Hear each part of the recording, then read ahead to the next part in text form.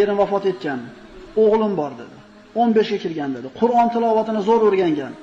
Chavandozlikda, kamon otishlikda zo'r biladi. Qoyim tunlarda, kunduzlar ro'zador, yoshi 15 ga kirganda safarlarga uchun sizga qo'shib bera olmayapman. Agar bo'lganida sizga qo'shib berardim va Allohning yo'lida hadiya qildim bu bolamni dedi. Sabot qarang, eri aka-ukalari ketibdi, endi o'g'lini ham qori bo'lgan, olim bo'lgan, so'im bo'lgan bolasini Alloh yo'lida hadiya qilyapti. Abu Qudoma ana shu itni oldi va birodarlar bilan ertasi kuni yo'lga chiqqanda, shaharda chetiga chiqqan paytda orqasidan bir yigit chavandoz, Abu Qudoma shoshilmang, to'xtab turing deganicha ot choptirib kelar edi. Abu Qudoma birodarlariga sizlar yurib turinglar, men qarachi kim ekan deydi. Haligi otliq keldida, yuzi to'silgan edi, keldi va otdan tushib, meni quchoqlab bag'riga bosib, siz bilan safarga chiqishlikdan meni mahrum qilgan Allohga hamdlar bo'lsin. Meni noumid qilib qaytarmadi. Alhamdulillah sizga yetib keldim dedi.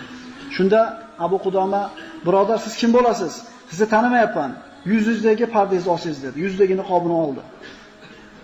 Va yuzi ana shu 14 kunlik Badr kechasidagi oydek to'lgan, yuzida yaxshi inson ekanligini alomatlar ko'rib turgan 15 ga kirgan yigit edi deydi. Aytdi, meni tanimayapsizmi dedi. Abu Qudoma aytdi, "Yo'q, tanimayapman" desa aytdiki, "Men" dedi.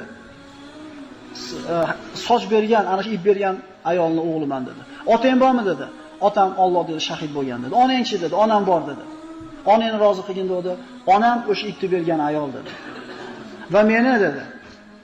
"Meni, Abu Qudoma uydan chiqarayotib aytdiki, o'g'lim, otalaringiz oldiga shoshiling. Alloh yo'lida shahid bo'lgan otalaringizga Alloh sizni hamroh qilishligini so'rang va dushmanga ro'baro bo'lganingizda orqaga chekinmaslikka qasd qiling va shahid bo'lsangiz, qiyomatda shafaatingizni menga bo'lishini Allohdan so'rang" dedi. Amaki dedi bu yigit, "Meni yoshimni kichkinalariga qarab turib, meni qaytarmay orqaga.